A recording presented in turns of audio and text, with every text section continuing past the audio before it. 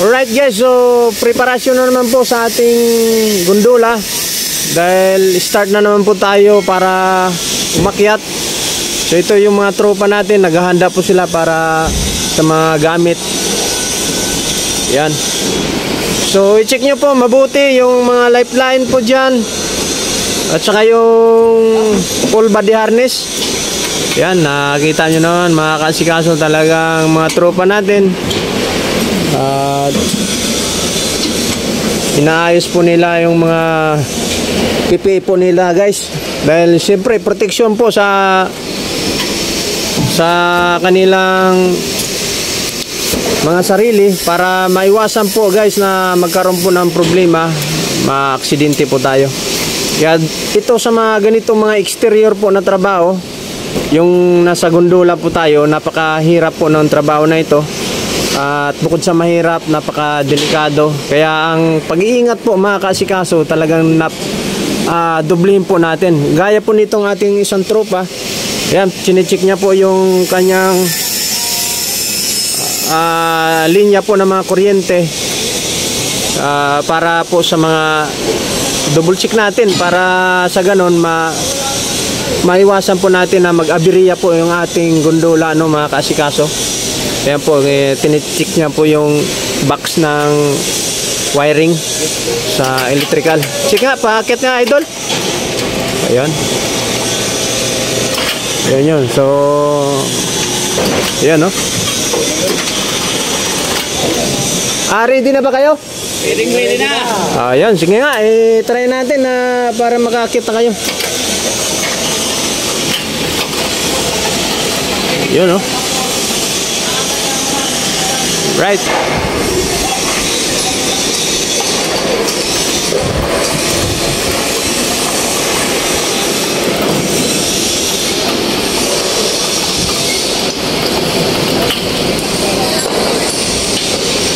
Yan, pakita po yan mga kaasikaso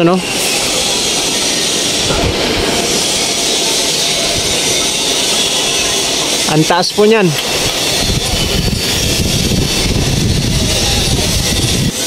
Right, so ito naman po ang kanilang leader, si Idol. Ano pangalan mo, Idol?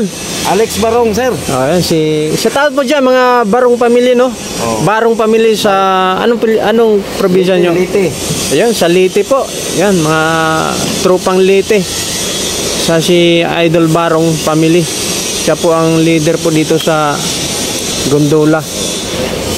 Ito naman si Kuya Elmer Puersas. Elmer Puersas guys. Ilang taon na po kayo sa construction, Kuya? Mag 10 years na. 10 years na po siya sa company. Sa kanyang yan po idol So tingnan natin. Ito po yung pangalawang gondola na kanilang iakyat. Dalawa po kasing gondolang naka-prepare po mga kaasikaso. So yan, nagpi-prepare na rin po yung isang gondola para po paakit naman po sila.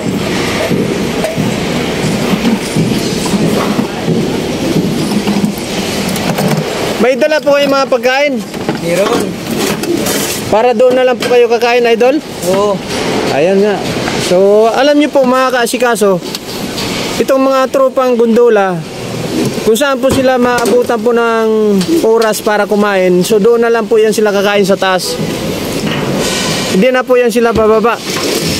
Kung mare, doon na lang po sila para, pero pwede naman po babalik at bababa po sila, pwede naman. Pero nas kanila na lang po yan kung bababa po yung ating mga tropa. Ayan preparasyon po.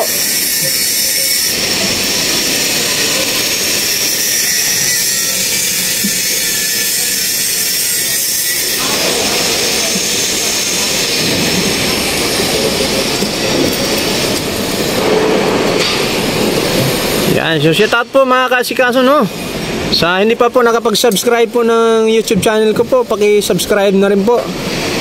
Paki-like and share po para makasupport po kayo ng mga channel ko po at mga video. Yan pa subscribe na lang po sa hindi po naka-subscribe. Yan. So, maraming salamat po mga idol. Go, go, go na!